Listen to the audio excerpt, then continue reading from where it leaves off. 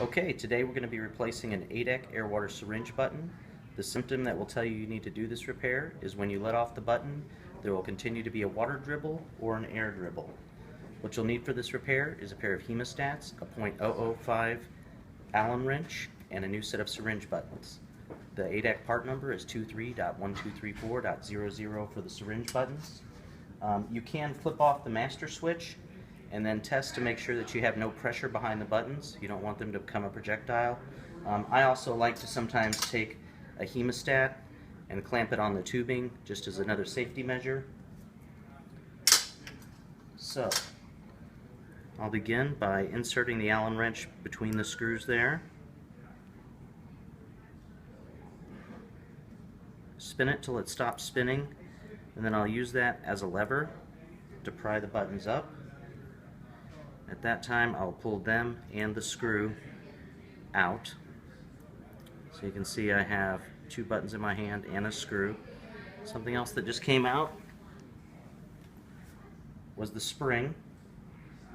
So underneath each of these buttons there are a spring. If you don't need to necessarily change the spring every time, but if you have them, it's not a bad idea. The spring goes in with the small side up. You can just kind of tap it into place, one on each side, and then the buttons you'll just press in like so.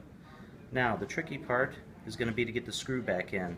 So use your Allen wrench as a lever to raise each of the buttons slightly, and then you will want to put the screw in from the direction that I'm putting it in, from the back side towards those.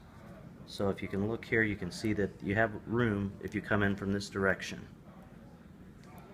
So once I get that in, I'm going to tap on both of those.